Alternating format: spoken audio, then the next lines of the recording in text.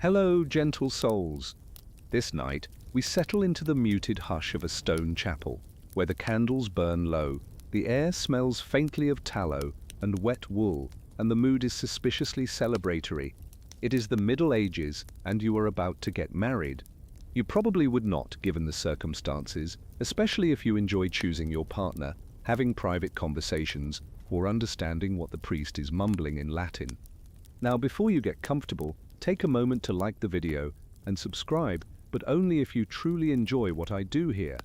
And let me know in the comments what time it is and where you are tuning in from. It is always a delight to see who is joining us from around the world. So dim the lights, let the fan murmur, and let's ease into this night's journey together, while a raven watches silently from the windowsill, as if it knows something we do not. Your hands are cold, not from nerves, but from the draught that always seeps in beneath cathedral doors. You stand beside someone you may have seen once, maybe twice. They're wearing their nicest tunic or veil, trying not to trip on the rushes scattered across the floor, which were meant to soak up the smell of damp feet and forgotten sins. Everyone around you is pretending this is completely normal, which, in fairness, it is. For them, medieval marriages were not built on love. That would have been dangerously unpredictable, like building a cathedral on a bog. Instead, they were constructed on firm foundations, things like property disputes, political alliances, and whether your father owed someone a favor, he was too proud to repay in silver. You might be a peasant girl offered in marriage because your family needed a new plow, or a noblewoman traded like a diplomatic token, passed between castles like a particularly well-dressed letter. Consent was technically required, but the bar for consent was somewhere underground. A whispered yes, two people of legal age, by which we mean the rough age of puberty, and a vague sense of mortality, and voila, you were married. No paperwork, no witnesses, unless you count the goat chewing on someone's hem in the corner. And certainly no rings exchanged with tears in your eyes and hope in your heart. The ring might come later, if at all, and the tears more likely the result of a poorly ventilated hall. You may think the church would have complicated this. It did, in the sense that it added a deeply spiritual coating to what was otherwise an alarmingly secular arrangement.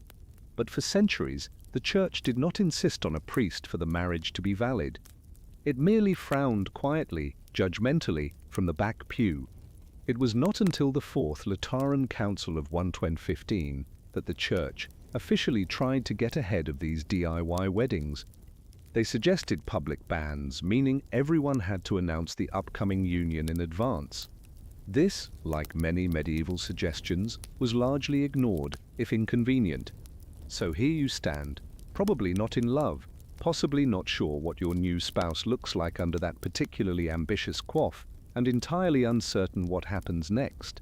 The priest is muttering something about the sanctity of marriage and the eternal bonds of holy union, though the main thing you understand is someone is about to offer you bread, wine, and maybe a mild sense of dread. What makes this scene stranger is how often it was not even required to happen inside a church.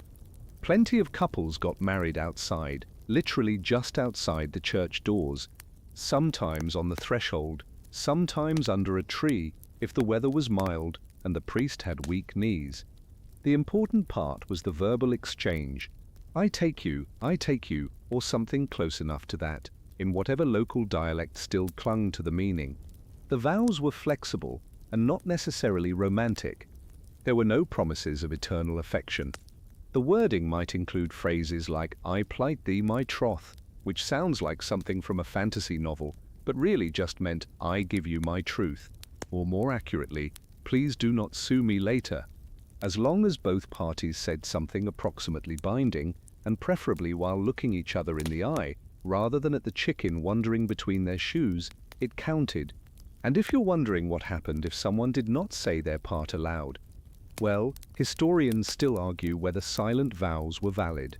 Some sources suggest that nodding might have been enough, as long as both parties clearly understood the contract. Others insist that spoken words were required, since marriage was considered a verbal sacrament. A whisper, maybe. A nod, Probably not. Unless, of course, you were very rich, very persuasive, or both. Of course, there were outliers. Marjorie Kempe, the endlessly quotable medieval mystic and enthusiastic self-narrator, once declared her spiritual marriage to Christ to be of higher importance than her earthly one. Her husband, possibly the most patient man in Norfolk, eventually agreed to live with her in chastity. This may have been out of piety, or exhaustion, or the dawning realization that their marriage involved a lot more weeping than anyone had warned him about. The church, for its part, never quite agreed on what counted as consummation. Was a promise enough?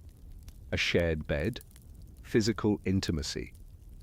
A document signed with trembling hands and possibly wine stains? The answer is yes or no. Or maybe, depending on which bishop you asked and whether they had recently eaten. There is something strikingly anticlimactic about the whole thing. Weddings today are often elaborate with flowers and cake and music that someone's cousin is definitely playing too loudly. But a medieval marriage could happen in a few minutes. No guests, no feast, no clear idea of who owed whom what afterward. It was less a celebration and more a quiet merging of legally binding expectations. And yet, even in these sparse, efficient unions, people found ways to personalize things. Some added a ceremonial kiss, though this was not required, and often skipped, for reasons of modesty, awkwardness, or sheer confusion. Others brought small gifts, rings, brooches, occasionally livestock, as tokens of the occasion. There are accounts of grooms giving belts or knives to their brides, which sounds romantic until you realize they were probably just repurposing birthday presents. In rural villages, the ceremony might end with the couple walking through the streets, sometimes to the sound of pots and pans being banged together by neighbors who were either celebrating or trying to ward off evil spirits. The line was blurry.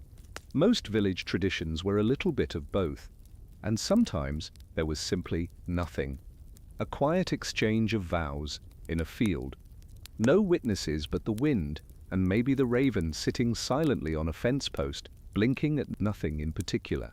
The next step was cohabitation, which itself raised questions. If two people said their vows but never lived together, was it still a marriage? The church leaned toward yes, but awkward. Secular courts were less sure, especially when property inheritance became involved. As always, the real mystery was not whether a couple was married, but whether anyone could prove it in writing 3 decades later during a land dispute. And if either party denied the marriage ever happened, well, that's when the stories begin to spiral of secret ceremonies, disputed dowries, and angry families who could quote every word that was or was not said on a frosty morning 30 years ago. So if your medieval wedding leaves you wondering whether you are actually married, do not worry, so were they. And somehow, the confusion was just part of the charm. The next morning, you wake up married. Possibly, or at least tethered by some combination of words, glances, and clerical indifference. You have a spouse, and with that spouse comes the economic equivalent of a livestock auction conducted in Latin. Welcome to the world of medieval dowries and bride prices, where human relationships were tenderly appraised in coin, cows, or occasionally, moderately cursed tracts of farmland. The central concept is simple enough. Marriages were not free. They were transactions. But unlike today's engagement rings or wedding planners, the cost of a medieval union was formalized, structured, and often deeply confusing. There were dowries which came with the bride. There were mourning gifts which went to the bride. There were bride prices which often went to the bride's father unless they didn't. Occasionally, all three happened at once, and no one really was sure who owed what by the end of it. In much of Europe, particularly among the nobility, the dowry took center stage. This was the contribution the bride's family brought to the table: money, land, livestock, servants, clothing, a decently embroidered pillow, or perhaps an inconveniently large amount of cheese. It was meant to ensure the bride's financial security, but it also signaled status. A higher dowry meant better prospects.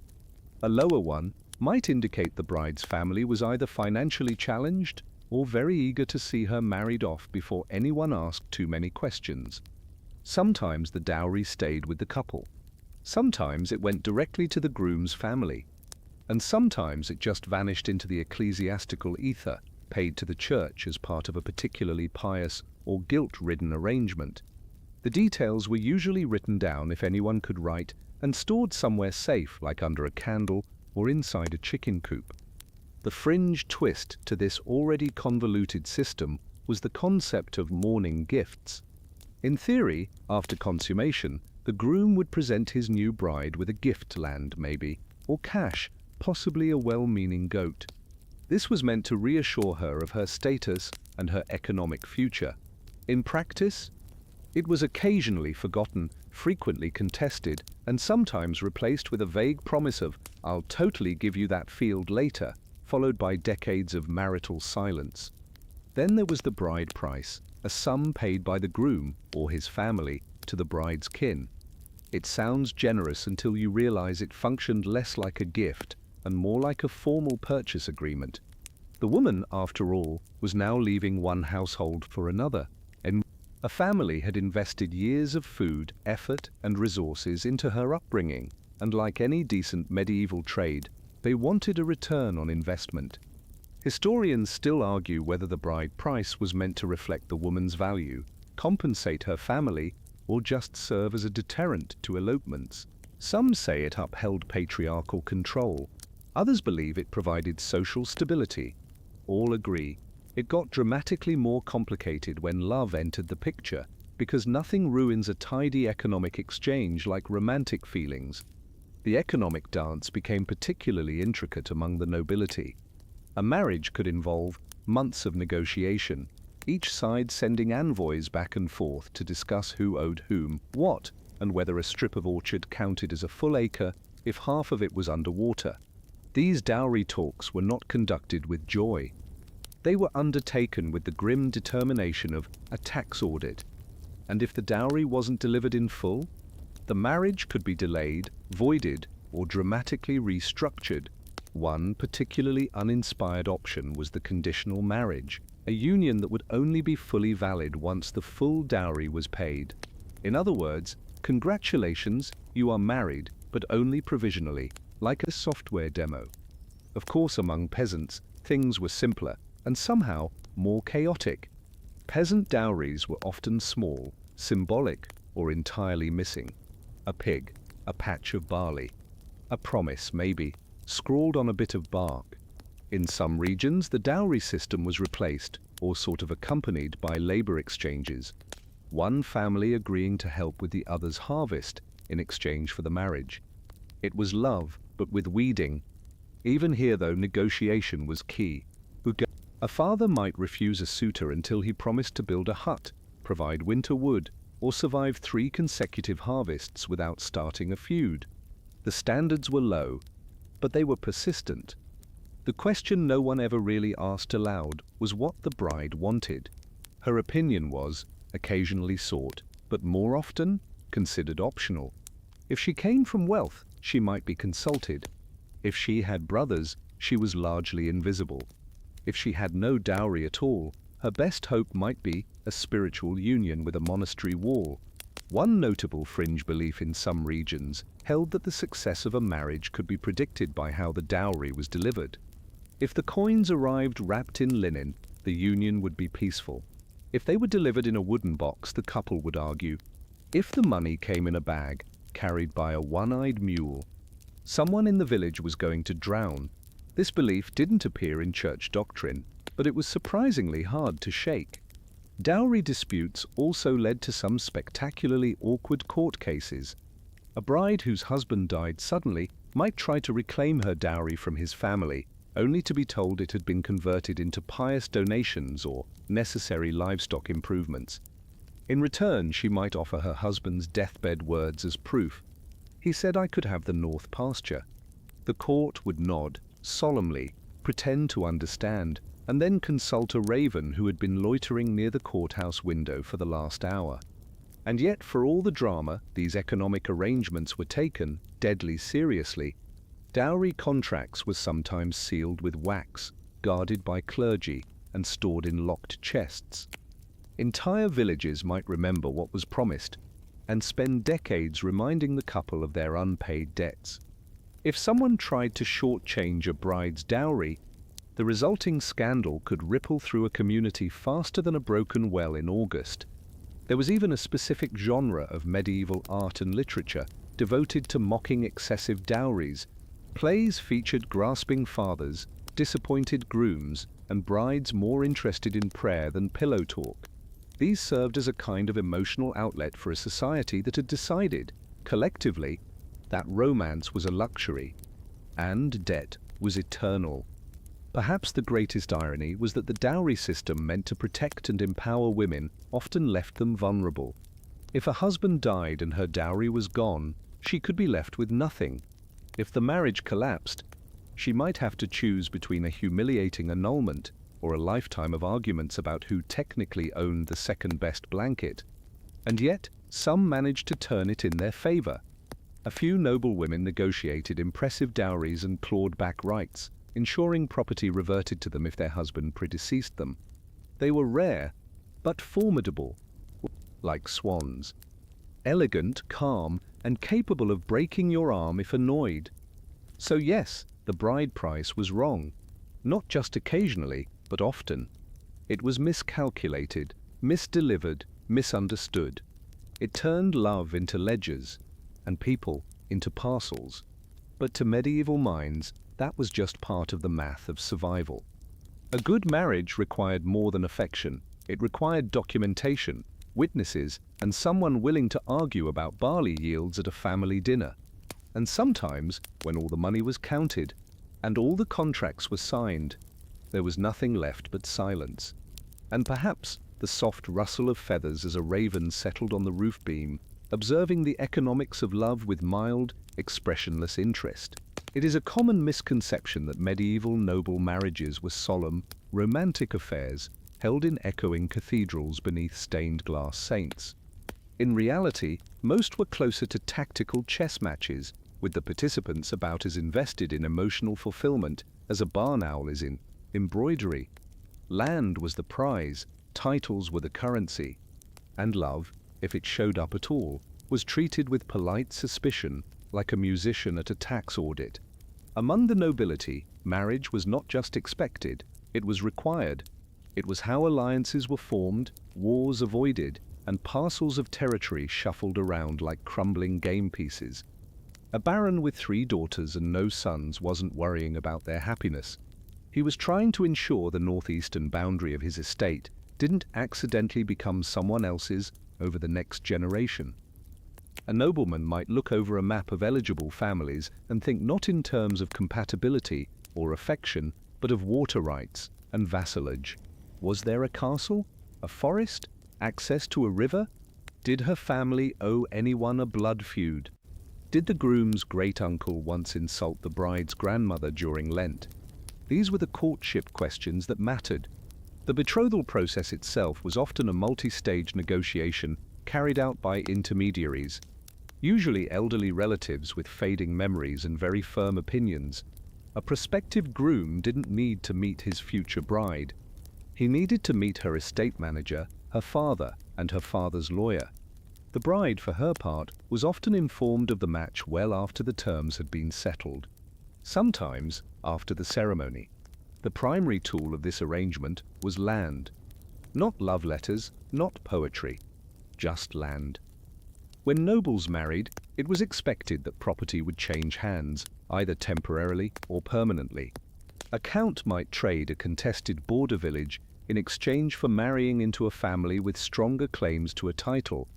A lord might offer his only son to a distant cousin in return for access to a particularly lucrative bridge toll.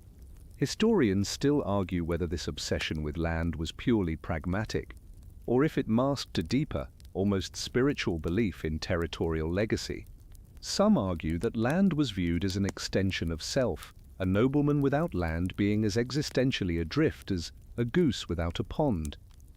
Others suggest the complexity of feudal obligation made every marriage a legal minefield. and it was simply easier to treat spouses like treaty clauses than people. Either way, the result was often the same: unions where the newlyweds shared a name, a coat of arms, and an abiding suspicion of one another's stewards. Trust, after all, had to be earned, preferably through predictable grain taxes. There were no real boundaries to the absurdity. In one recorded case, a minor noble family secured an advantageous marriage by offering a parcel of forest that turned out to be entirely swampland. By the time the in-laws realized they'd been duped, the couple had produced 3 heirs, and the forest was still mostly frogs. In another, a duke arranged for his granddaughter to marry a widowed count twice her age because the count had a vineyard. And the duke was very fond of wine. The couple reportedly got along well enough, mostly by living in separate regions. And yet, even amid this highly strategic matchmaking, the social rituals were kept intact. There would be a feast, a procession, a carefully embroidered veil. The bride would be paraded around as proof of the alliance. Everyone would pretend politely that this was about union and not boundary disputes. Sometimes the groom was a child. Sometimes the bride was. In these cases, the marriage would be formalized but not consummated until both parties reached a socially accepted age. Those socially accepted varied, depending on geography, theology, and whether there were any papal dispensations lying around, unused. Marriage contracts often read like real estate brochures.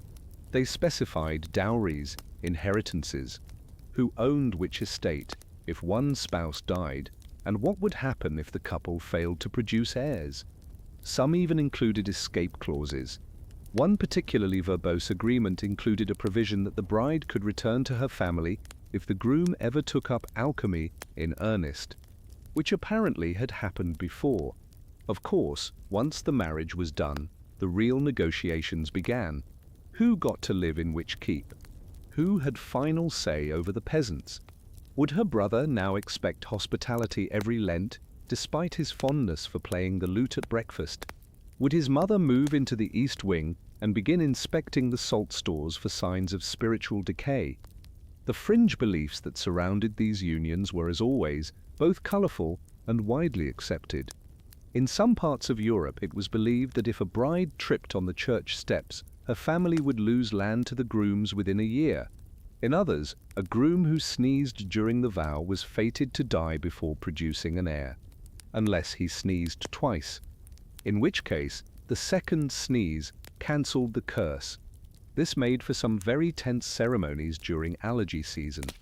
One noble woman is recorded to have deliberately pinched her husband-to-be just before the blessing, in hopes of making him sneeze, and thus invoking the double sneeze loophole. It worked. He lived long enough to build her a manor, and then vanished mysteriously on a pilgrimage. She inherited everything, including the manor's very smug ghost. Lest you assume these marriages were entirely devoid of feeling, there are scattered records of affection developing later. Some couples grew to tolerate one another with great warmth. A few even loved each other, though whether this was due to genuine connection or shared hatred of mutual in-laws is unclear. As one nobleman reportedly wrote, "I do not love my wife, but I dislike her enemies." And that is nearly the same. Meanwhile, in a shadowed corner of the banquet hall, a raven might be watching, quiet, patient, unimpressed. These weddings were grand, the toasts were loud, but the bird seemed to know that all alliances fray eventually, especially if there is not enough wine.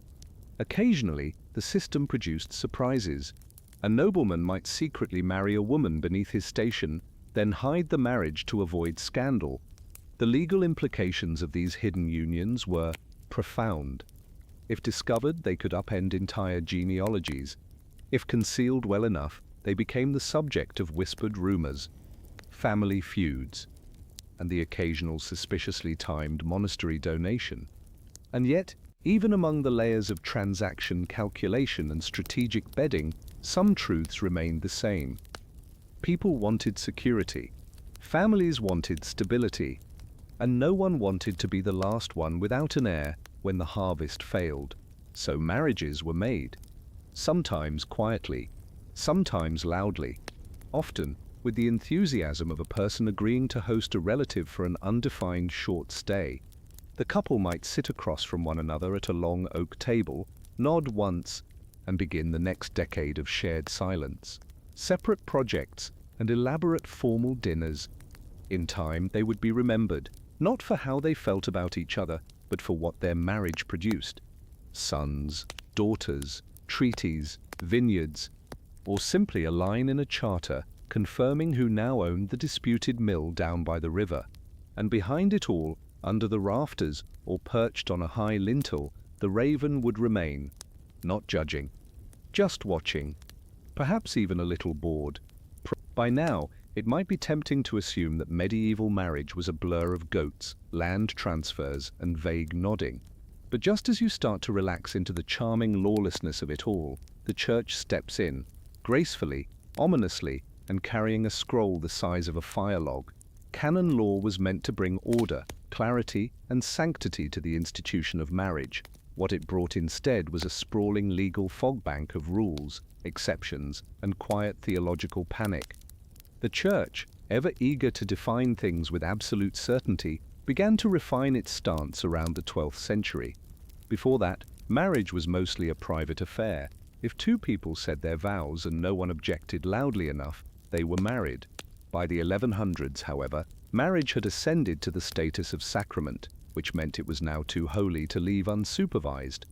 From that moment onward, canon lawyers, people who apparently found joy in parsing the marital implications of Latin verbs, began to codify marriage with precision. Unfortunately, their definitions were neither brief nor consistent. One scroll might declare that mutual consent alone made a marriage valid, another might require consent and consummation, a third might suggest that no one is truly married until a bishop sneezes during matins. This last one is apocryphal but spiritually accurate. The real issue, though, was not just what made a marriage valid, it was when, how, and under what circumstances it could be declared invalid. Here, the Church revealed its fondness for conditions. You could not marry your cousin unless you were granted a dispensation. You could not marry someone already betrothed unless that betrothal had expired or been declared non-binding or had taken place on a feast day and thus was possibly void. You could not marry someone with whom you had spiritual kinship, such as a godparent. You also could not marry someone if either of you had ever taken a vow of chastity, though, as it turns out, many vows of chastity were taken during illness, and people frequently recovered. This led to a fascinating number of cases involving surprise weddings and retroactive spiritual regret. Historians still argue whether the Church's obsession with spiritual kinship was motivated more by theology or by a convenient mechanism to prevent certain alliances. After all, a well-timed claim of godparentage could disrupt a marriage without bloodshed, theological sabotage wrapped in piety. Then came the consummation debate. What exactly counted? A glance? A promise? Physical intimacy once, or repeatedly? The Church never fully agreed. Some authorities held that a couple was married the moment they exchanged vows with intent, regardless of physical contact. Others insisted that without consummation, the sacrament remained incomplete, like a half-built tower or a vow to fast made in the middle of a feast. The fringe belief here, whispered in some corners, was that consummation during a thunderstorm invalidated the union. Lightning, they said, was a divine interruption, God's way of suggesting that perhaps the timing was off. Couples who braved the storm were often warned that their children might be born with wandering hearts, which was a poetic way of saying probably poets.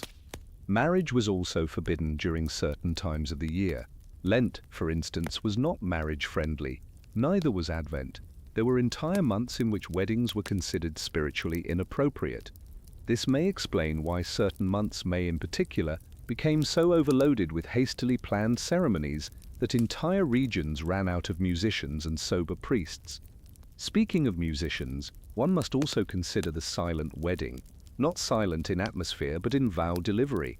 Could someone marry if they could not speak? The canonists debated. Some said yes, if the person could nod clearly and was of age. Others insisted that without a spoken vow, the sacrament could not be sealed.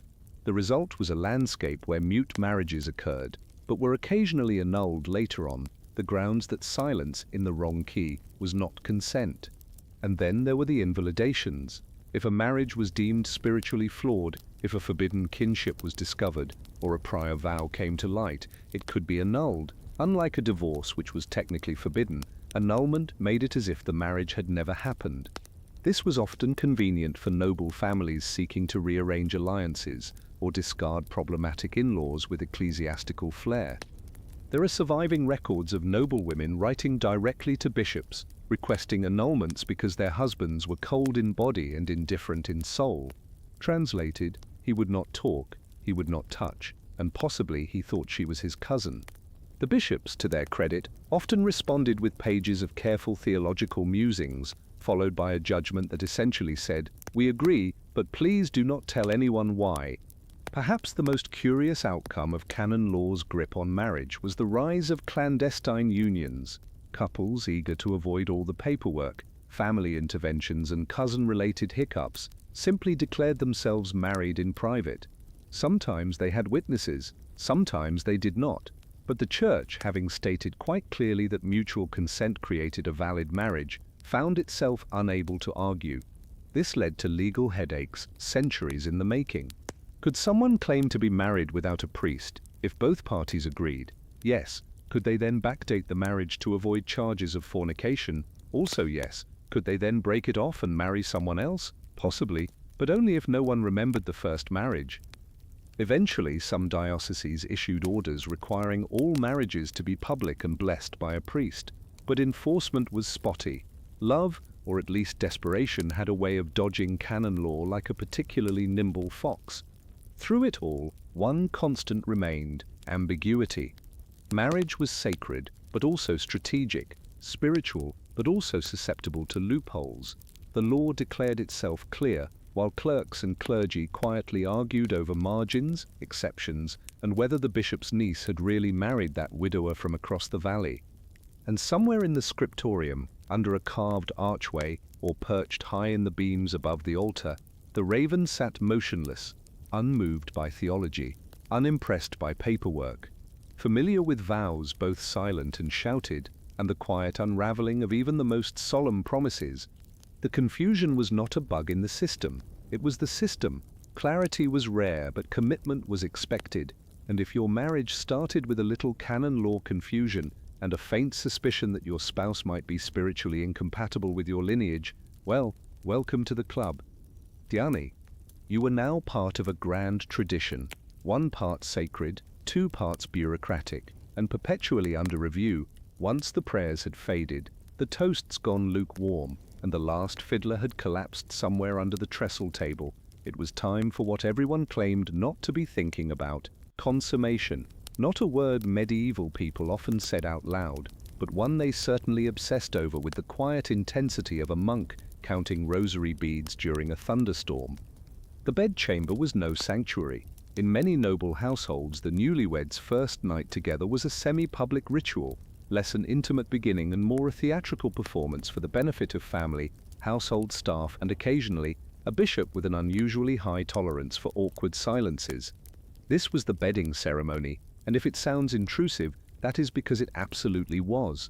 The concept was simple. Someone, often several someones, would escort the couple to bed, offer a few scandalous jokes, throw in a song or two if sufficiently inebriated, and then watch just long enough to confirm that both parties were in the correct bed, with the correct partner, and in roughly the correct condition to proceed. Then the audience would retire, pretending they were not about to listen through the wall with the intensity of a dog hearing cheese hit the floor. Why such theatricality? Because consummation was not just a physical milestone, it was a legal one. A marriage that had not been consummated could be annulled, often quite easily, but one that was binding, permanent, theologically sealed, no returns. In many noble marriages, especially those arranged for political reasons, the consummation was the moment the entire transaction became real. Which is why the bedding ceremony often included an extra layer of documentation, the sheets. Yes, actual sheets. In certain regions and periods, these linens were examined the next morning for signs that the marriage had, in fact, gone exactly as expected. The presence or absence of bloodstains was treated as evidence. sometimes even legal proof of a bride's virginity and the couple's compliance with marital duty. Historians still argue whether this practice was widespread or more of a theatrical flourish in elite households. Some believe it was symbolic, a nod to tradition. Others point to specific cases where bedsheets were brought into court, laid out like grim patchwork testimonies, and pored over by men in robes who had never done their own laundry. Either way, the idea lingered like a rumor that refused to die, or a stain that refused to wash out. Of course, the whole premise was built on shaky logic. Not all first encounters resulted in bleeding, and not all stains meant what people thought they did. Brides could be clever, servants could be bribed, and sometimes the raven perched silently in the rafters saw a great deal more than anyone cared to admit. Still, the belief in bodily proof was strong enough that noble women were sometimes trained not in etiquette or dance, but in how to convincingly feign a consummation. A bit of animal blood artfully applied, a strategically timed gasp, and a convincingly mussed braid could go a long way towards securing one's position as a wife, rather than an inconvenient liability. There are recorded instances of sheets being presented days later, carefully folded, and carried into legal disputes like sacred relics. In one particularly grim episode, a nobleman accused his wife of deception and demanded the sheets be brought forth. They showed nothing. She argued he had been too drunk to remember. He countered that he had been drunk enough to remember. The case dragged on for years, with the final verdict being that both parties should probably never speak to each other again. Legally binding, of course. The fringe belief tied to this curious obsession was that any couple who consummated their marriage under the watch of a raven would never be able to lie to each other. The bird, they said, bore witness and would haunt any untruths with restless dreams and sudden cold draughts. Naturally, ravens began appearing in folk songs and cautionary tales. Most noble couples simply ignored them. The raven, for its part, ignored them back. Not all consummation scrutiny was about honor, though. In some ecclesiastical cases, church officials were dispatched to verify whether a marriage had failed to consummate, not due to choice, but due to inability. This led to the infamous trial by Congress, a term that is somehow both deeply unromantic and precisely accurate. A man might be ordered to prove he was capable of consummating the marriage. If he failed, the marriage could be annulled on grounds of impotence. How was this tested? Usually through testimony, medical examinations of spectacular inaccuracy, or the deeply unfortunate participation of witnesses. In France, there are cases where a husband was examined by a panel of midwives and priests. No one enjoyed it. One poor soul, accused of being unfit for marriage, reportedly fled the hearing and attempted to mount a counter-argument in the form of a public demonstration of fitness. It was not successful. His wife was granted an annulment, the church washed its hands of the affair, and the town bards had material for years. And what of the reverse? If a woman was suspected of being unable to consummate, fewer cases exist, partly because the burden of proof was not usually placed on the bride. If the marriage was not producing heirs, the husband was far more likely to be questioned. Female barrenness was a tragedy. Male impotence was a scandal. The church's position remained consistent. Consummation was essential.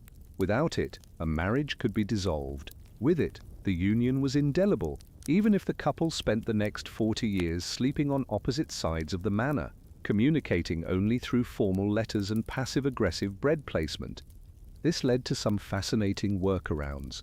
Couples who genuinely disliked each other might delay consummation, hoping for annulment. Others might fake it, relying on servants to announce success. In rare cases, marriages were declared valid based solely on intent to consummate, which seems remarkably optimistic. One medieval text describes a couple who, on the night of their wedding, discovered they could not bear the thought of each other. They agreed to remain married in name only and live separately.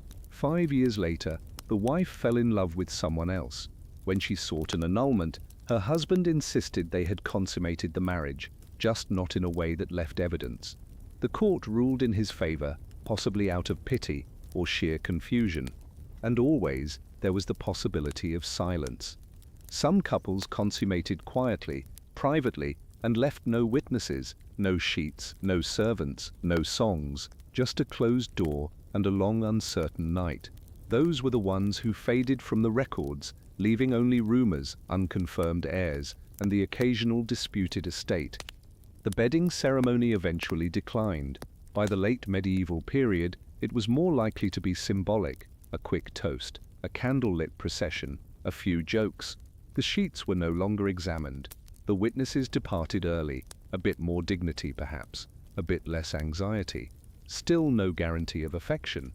But for a few centuries at least, the bed was a battlefield, not of passion, but of proof, and the morning after, someone somewhere was folding linen with the quiet solemnity of a courtroom clerk, wondering what exactly had just been witnessed, and whether the raven, perched nearby, would remember it better than they did. For all its sacred overtones and solemn legal weight, a medieval marriage was rarely a private affair, especially if you were not rich enough to bribe someone for silence or high enough in the feudal food chain to scare off unwanted observers. In most villages, the wedding was not just your business. It was everyone's: neighbors, distant cousins, the cooper's suspiciously loud aunt. Even livestock occasionally invited themselves. And when the entire community shows up for your most intimate life change, things naturally veer toward the chaotic. The wedding day began early, before the bread was even burned. Someone was probably already drunk. Feasts were being prepared with predictable imprecision. Chickens were either being plucked or refusing to be, and the parish priest, if he was lucky, was reviewing his wedding liturgy in Latin while wondering whether anyone would notice if he repeated last week's sermon. If you were lucky or unlucky, depending on your tolerance for unsolicited advice, you would be paraded through town, accompanied by musicians, shouting relatives, and a man with a bladder pipe who insisted on playing every note at the same volume. This procession was less about joy and more about confirmation. If anyone had an objection, now was the time to shout it out. A former lover, a secret betrothal, an unpaid pig debt, all valid grounds for interruption. And yes, objections did happen, sometimes dramatically. One groom was stopped at the church gate by a rival claiming prior contract rights. They settled it by arguing in front of the priest until the bride left with neither, citing emotional exhaustion, a rare moment of medieval agency, and probably the only instance of a runaway bride followed by a very confused goat. That goat, by the way, was not always an accident. Animals, especially in rural weddings, were part of the festivities. Chickens for good luck, pigs for the feast, dogs for tripping over, and goats for ambience. Some accounts even describe them being decorated. Ribbons, painted horns, bells. One Flemish village supposedly crowned a goat as best guest at a wedding, though it's unclear whether this was satire or a deeply specific form of affection. The actual ceremony was brief: a few words, a handshake or clasp, and possibly the exchange of tokens, rings if you could afford them, gloves if you could not. Sometimes even sticks. Yes, actual sticks, carried as symbols of fidelity, or perhaps just as something to wave while someone else wept. Most ceremonies were held outside the church, on the threshold, symbolic of entering a new life, or possibly just easier to clean. It is hard to say. The feast, however, was the main event. Tables were set up in halls, barns, courtyards, or any flat space not currently occupied by laundry or mourning. Food was abundant if the family was well off, barely sufficient if not, and in either case guaranteed to run out of salt halfway through. Guests brought dishes, some edible. Strangers showed up uninvited and stayed far too long. Local bards were summoned to recite vaguely rhyming verses about the couple, often involving puns that made the priest squint. A curious fringe belief among certain villages held that the number of crumbs left after the feast predicted the couple's future fertility. If the table was spotless, they would have no children. If crumbs were everywhere, their house would be bursting with offspring. This led to scenes of elderly relatives aggressively shaking bread crusts onto tabletops while muttering about future generations. There was always a dance. Whether joyous, solemn, or improvised depends entirely on how many people could count to 4 without tripping. One common tradition was the bridal circle, where the couple was led around the room 3 times while guests threw grain at them.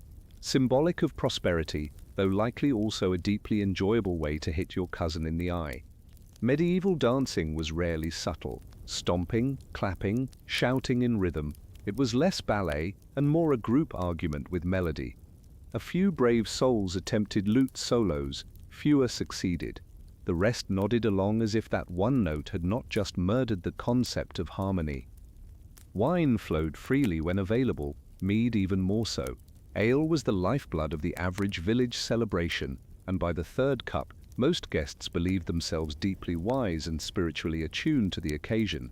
This is how one wedding ended, with a full theological debate about whether marriage was more binding than baptism, moderated by a wheelwright with a missing front tooth and strong opinions about saints. The bride and groom were not always the center of attention. In many cases they were observed like ceremonial objects, important but not interactive. The real entertainment was the crowd. Dances, games, toasts, impromptu poems, arguments over who brought the worst pie.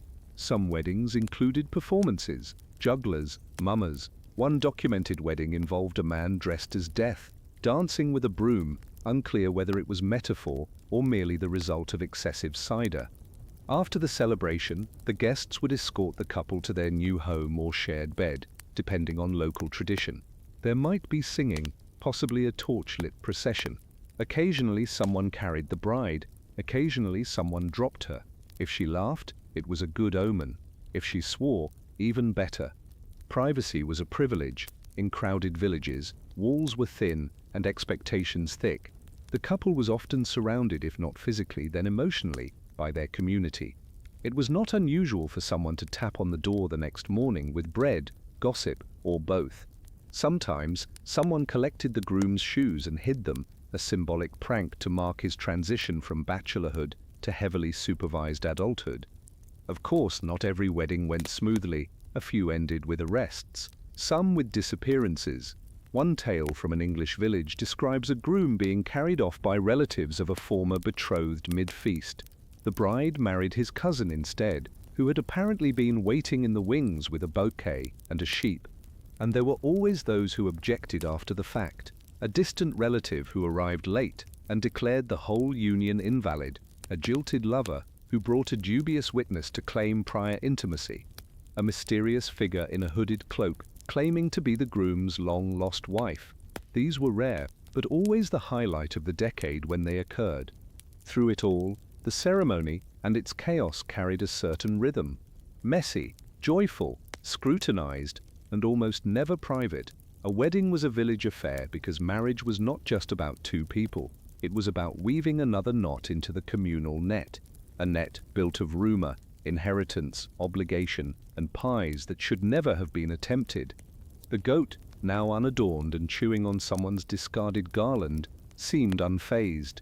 The raven, perched near the doorway, had watched the entire thing without blinking. Neither of them applauded, but neither did they object. And as the sun dipped low and the musicians played one final off-key tune, the guests filtered away, the tables emptied, the candles guttered, the laughter faded, replaced by the creaking silence of a wooden floor settling under old shoes and new promises. It was a celebration of many things: duty, survival, shared bread, and the hope that perhaps in the midst of all this noise, two people might learn to like each other. Eventually, in the days following the marriage, life settled, or more accurately, slid into something resembling routine. For peasants, this meant waking up before sunrise, splitting chores, dodging plague, and hoping the roof did not collapse. For nobles, it meant a little more parchment and a lot more surveillance. The question was no longer "Are you married?" but "Are you acting married?" which, in medieval terms, meant sharing more than just a surname and a deeply uncomfortable mattress. The church, of course, had a few thoughts. A married couple was now one spiritual body, which sounds beautiful until you realize that it came with a long list of rules about what that body was allowed to do, how often, and under what circumstances. Marital intimacy, for example, was encouraged, but only within specific saint-approved guidelines. You were not to engage in it on holy days, which was most days, not during Lent, not during Advent, not on Sundays, not on Fridays, possibly not on Wednesdays, depending on which monastic tradition you consulted. Also not during a woman's menstrual period, also not while angry, also not after large meals. It is tempting to believe that once the wine was gone, The guests were asleep in a heap under someone else's cloak, and the ceremonial goat had wandered off to menace a nearby hedge. The hardest part of a medieval wedding was over. The reality, the ceremony, was the easy part. What followed was a complex tangle of expectations, joint property, mysterious moral codes, and the dawning realization that the person you just married always choose like that. In a fringe belief tucked away in some obscure moral treatises, it was said that a marriage performed under a waning moon would result in sluggish affection and unusually silent breakfasts. Couples were encouraged to time their weddings for a waxing moon, ideally with mild weather and no signs of frogs. The moon was not officially part of canon law, but try telling that to a mother-in-law with a strong opinion and a decent view of the sky. Historians still argue whether these restrictions were taken seriously or simply nodded at with the same level of enthusiasm one might reserve for a neighbor's composting lecture. Some suggest that the rules were internalized, shaping medieval sexual ethics for generations. Others point to the sheer volume of surviving complaints about temptation and say, no, people noticed the rules and then broke them as efficiently as possible. Regardless of lunar influence, the couple was now expected to function as a unit. This included sharing property, or pretending to. Among peasants, everything was practical. The house, the tools, the animals. If someone milked the cow, the milk was shared. If someone broke the cartwheel, both had to explain it to the neighbor who had loaned it. There was little room for privacy, and even less for independent finances. There was also the question of reputation. A couple that appeared too affectionate might be mocked for indulgence. Too cold, and rumors of secret lovers would begin before the feast leftovers had even spoiled. The key was to appear moderately pleased, moderately polite, and moderately occupied with one another, while maintaining a tone of mutual restraint that could pass as virtue or boredom. Sleeping arrangements varied. Among the wealthy, separate beds were common, separate chambers even better. In some cases, couples lived in different wings of the manor and only convened for formal meals and family crises. This was not necessarily a sign of trouble. It was simply understood that sharing too much space led to familiarity, and familiarity, as the church taught, could erode discipline. Also, snoring. Noble marriages were more complicated. Property brought into the marriage might remain technically owned by the bride or groom, but control was often contested. A dowry might include estates, but whether the wife could manage them depended on local customs and her husband's generosity, or lack thereof. Some women, particularly widows, became adept estate managers. Others were carefully excluded from anything involving ink. Among peasants, separate beds were a luxury most could not afford. A shared straw mattress, a few coarse blankets, and the distinct sound of someone shifting to avoid a mouse was standard. Privacy was rare, modesty optional. Many homes had only one room, which meant that intimacy, argument, and late-night bread theft all happened in the same 12-foot radius. Still, the expectations lingered. A married couple was expected to live as a moral example for the community. If they quarreled too loudly, the neighbors would hear. If they were too quiet, the neighbors would speculate. If they showed up to church with disheveled hair or mismatched cloaks, someone would mention it to the priest, who might mention it to the bishop, who might issue a sermon on the importance of marital harmony, disguised as a warning about sinful hats. And then there was the matter of children. Producing heirs was a moral, social, and in some cases theological duty.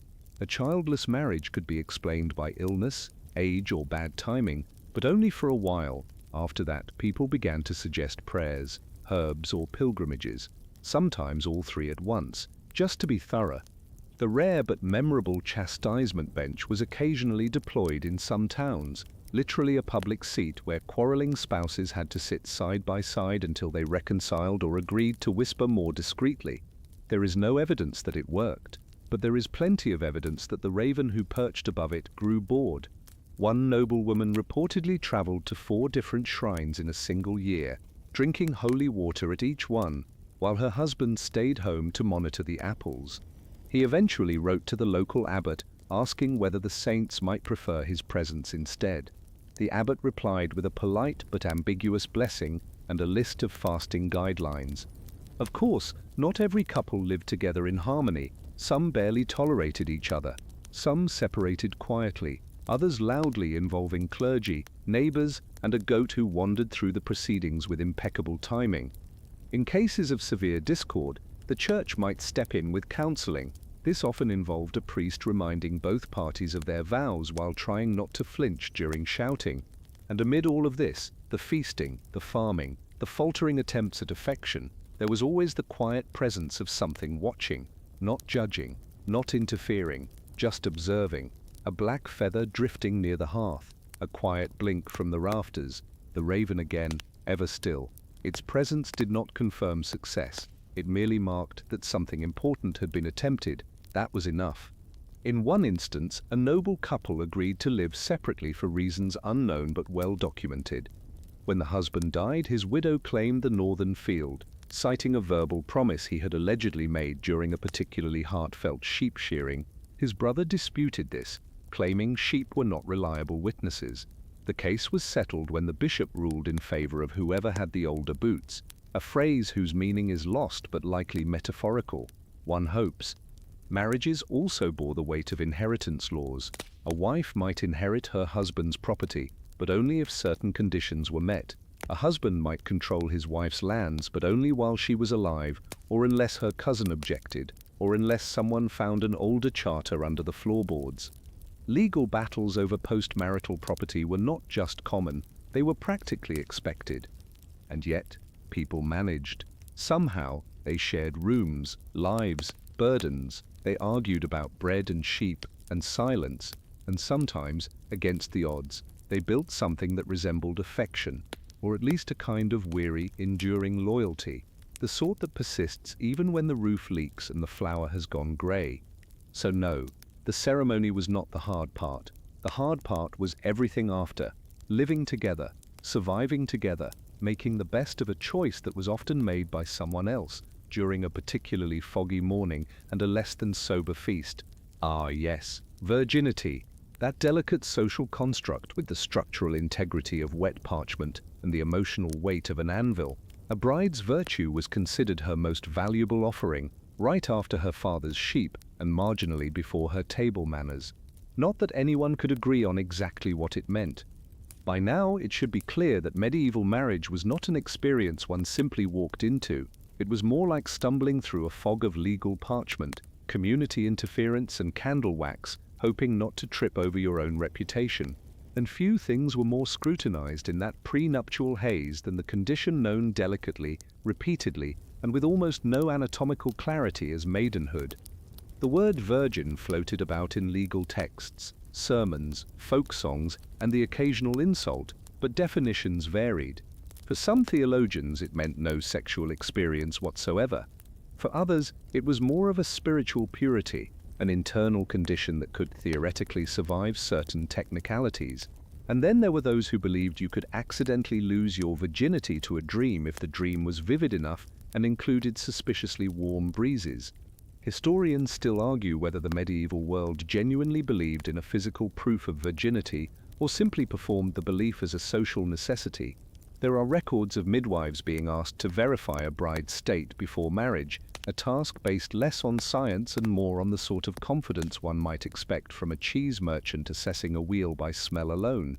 The most infamous version of this proof, of course, was the bloodied sheet, brought out, paraded, and occasionally framed. As previously discussed, it was not always reliable. Not all women bled during first intercourse. Some used substitutes, others bribed servants. One particularly enterprising bride is said to have pricked her own thumb and smeared the sheet just enough to convince her new in-laws that all was spiritually well. No one asked further questions, possibly because she did it while making eye contact. This inspection culture produced a whole microeconomy of performance, midwives trained in subtle illusions, housemaids entrusted with discreet laundering, tailors who knew how to stitch symbolism into undergarments. One popular trick was to scatter poppy seeds in the bedchamber and claim that their scattering was a sign of innocence, though it is unclear who first convinced anyone this was true, or why the bride then had to spend her morning sweeping. Among peasants, the obsession with virginity was more relaxed, though not entirely absent. A village girl who had obviously not saved herself might still marry, particularly if the prospective groom was not in a position to be picky. and the dowry included, say, 2 goats and a good scythe. What mattered more in these cases was fertility, work ethic, and whether the bride's mother was known for her turnip soup. Among nobles, though, the standards were absurd. A noble woman's virginity was treated like state currency. Daughters were kept under close supervision, sometimes sequestered entirely, lest they be spoiled before they could be traded for a marriage that involved a castle, a title, and possibly a vineyard. Even the suggestion of scandal could derail an alliance, and a confirmed loss of virginity. That could render her unfit for noble marriage altogether, unless, of course, her family had enough land to bribe the church into rediscovering forgiveness. A curious fringe belief emerged from this culture of panic. It was said that a truly virtuous woman could walk across a field of ash without leaving footprints.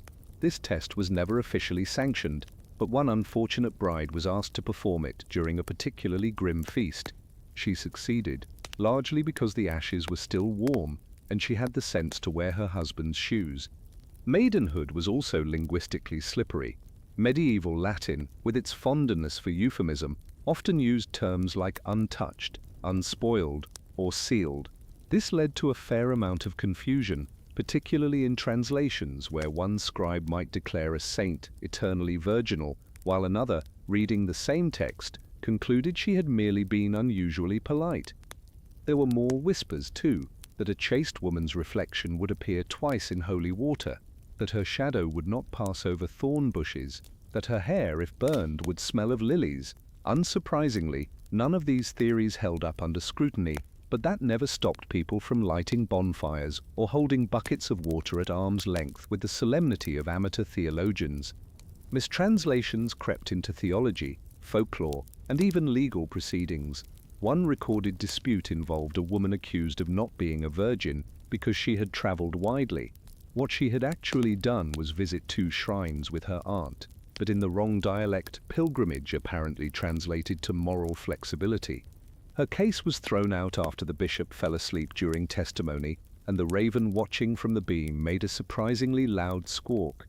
It is worth noting that men were rarely subject to the same standards. Male virginity was mentioned occasionally, usually in hagiographies or confused poetry, but it was not legally or socially enforced. A groom could arrive at the altar with a string of past lovers and a suspicious rash, and still be considered unmarred. In fact, a few noblemen proudly declared their experience, claiming it made them more suitable as husbands, because what young bride does not want to marry someone who considers himself a well-traveled educator with mild pox scars? This double standard was so deeply embedded that when one woman demanded her husband prove his own virginity before marriage, the request was met with baffled silence and one scholar's dismissive footnote. Her engagement was eventually cancelled, not because she lacked virtue, but because she had the audacity to request symmetry. For women who were not virgins, intentionally or otherwise, the options were limited. Some turned to the church. A convent could offer sanctuary, a fresh start, and a life of cold stone and mild anemia. Others married men of lower status, hoping no one looked too closely at the dates. A few simply lied convincingly. A rare few embraced the scandal. One merchant's daughter, known only as Eusabet, reportedly refused 5 suitors, lived alone and made excellent wine. When asked why she remained unmarried, she replied, "Why would I take a husband when I already have peace, income, and a decent mattress?" The same people who scolded women for losing their virginity were often the ones engineering the conditions under which it might be taken. Servants, maids, and orphaned girls were particularly vulnerable. In many cases, their prospects were ruined through no fault of their own, and sympathy was limited to platitudes and passing sermons. Some were married off quickly, others were sent to live with distant relatives. A few sought vengeance, usually unsuccessfully. The system, as ever, favored silence over justice. A few rare cases of resistance survive in legal records. One woman accused of dishonoring her marriage prospects stood in court and recited the entire genealogy of her accuser backwards. Another demanded her accuser walk across a lake in boots filled with sand to prove his sincerity. He drowned, though some claim he was just drunk. Either way, she was never married and lived to 93 with 2 cats and a suspiciously large shoe collection. Meanwhile, the raven watched from the ledge. It had seen weddings born of love, fear, duty, and wine. It had seen sheets pinned up like flags. It had seen the quiet grief of girls caught between expectation and reality. It blinked once and turned its head. Back in the village square, a bride adjusted her veil. Somewhere in the crowd, someone whispered a judgment. Someone else offered a toast.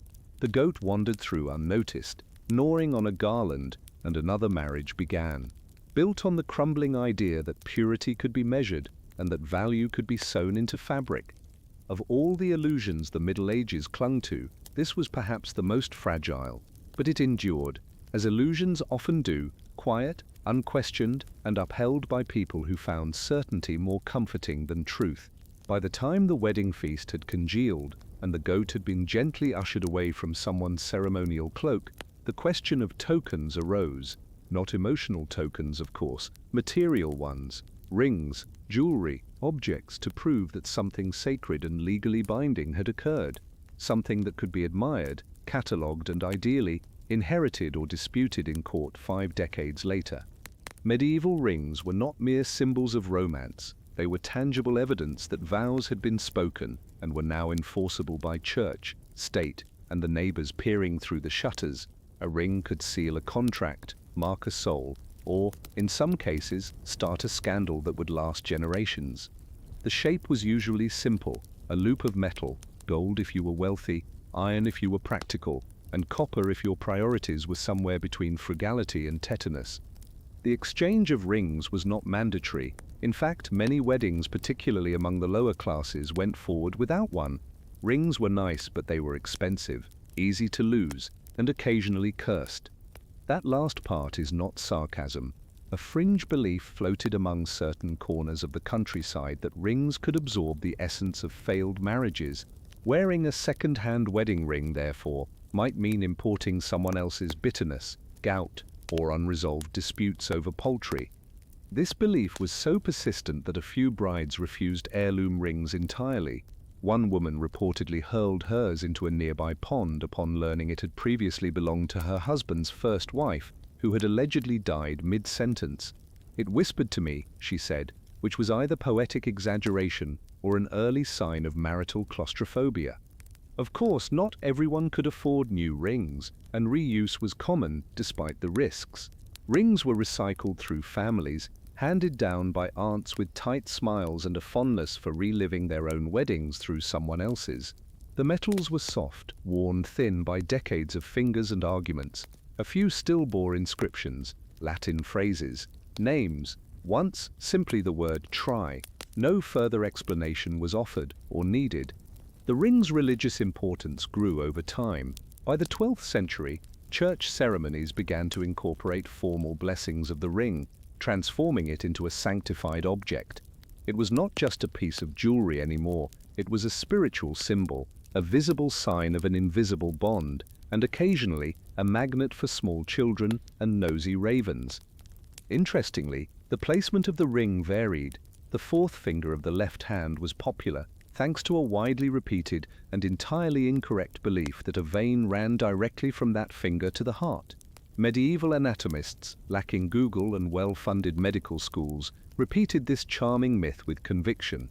But in some areas the ring went on the right hand, in others, the thumb. One couple even placed the ring on a toe, though in fairness they were drunk and the lighting was poor. In addition to rings, other objects occasionally made their way into the ritual: brooches, belt buckles, keys, spoons, if particularly sentimental. These were not always exchanged, but they were often blessed or displayed. Some carried secret meanings. A key might symbolize control over the household. A spoon could imply shared nourishment, or, if it came from a particularly rich uncle, a subtle hint that the couple would be expected to return it.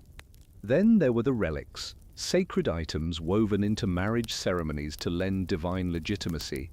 Bits of bone, splinters from alleged saintly coffins. One bishop famously insisted that every wedding he oversaw include a touch from the hem of a monk's tunic, which had once been sneezed on by a canonized abbot. Whether the sneeze was divine or just seasonal was never resolved. Couples might press a hand to a holy book, some kissed a relic. A few were married in chapels where saints' bones lay sealed in glass beneath the altar. If the saints disapproved, they were remarkably quiet about it, though one marriage did end abruptly after the groom swore he heard the reliquary rattle during the vows. The bride left him for a shoemaker who claimed to have dreams of Saint Apollonia offering marital advice through cryptic nods. Beyond the objects themselves, the symbolism surrounding them could be suffocating. Rings were circles, eternal, unbroken, infinite, or so the Church said. In reality, rings were breakable, misplaceable, and occasionally pawned to pay for emergency wine. Still, the metaphor held, especially when spoken from a pulpit during High Mass, and no one had the nerve to interrupt. If a ring was lost, it was often considered a bad omen. Couples would search for it obsessively, crawling through rush-covered floors and muddy courtyards while muttering apologies to saints. Some even consulted village-wise women, who with impressive confidence would declare the ring not truly lost, only waiting to be found by love. This translated roughly to, "It's probably in the latrine." One nobleman, having misplaced his ring 3 days into the marriage, declared it a sign that his union was cursed. His wife, unimpressed, told him he should have chosen a tighter-fitting band. They remained married for 26 years, proving either the resilience of love or the limited availability of alternative housing. In a few isolated regions, alternative tokens emerged: hair braids, locks of fur from favorite animals. One village developed a short-lived trend of exchanging miniature bread loaves, symbolizing sustenance and humility. Unfortunately, they attracted rats, and the custom faded by the next harvest. The goat, naturally, had no opinion on any of this. It simply wandered through the feast afterward, nudging cups and nibbling forgotten crusts. The raven, on the other hand, occasionally glanced at the bride's hand with something like interest, though it could just as easily have been hunger. Symbolism, after all, is in the eye of the beholder. Of course, the significance of rings and relics extended beyond the wedding day. In disputes over legitimacy, inheritance, or secret vows, the ring could be summoned as evidence. "Did he give you a ring?" the bishop might ask, squinting over a set of parchments. "Did anyone see it? Was it blessed? Was it his to give?" Suddenly, a trinket became a legal anchor. Some rings even made their way into court archives, sewn into scrolls, or stored in small reliquaries of their own. One archivist claimed he once opened a document pouch to find a ring still bearing the imprint of a long-gone finger. He closed it quickly and made tea. Over time, as marriage customs shifted and church influence spread, the ritual of the ring became more formalized, but the superstitions never quite disappeared. Brides still worried about borrowed items. Grooms still eyed heirloom rings with suspicion. Entire betrothals collapsed over rumors of cursed banns, one such ring reportedly causing 3 failed harvests and a spontaneously shattered butter churn. But for all the fretting, the rituals endured. The bride would raise her hand, the ring would slide on. Somewhere, a bell might chime, somewhere else, a raven blinked, and 2 people, linked now not only by vows but by a piece of metal with an arguably impractical resale value, would begin the strange shared silence of marriage.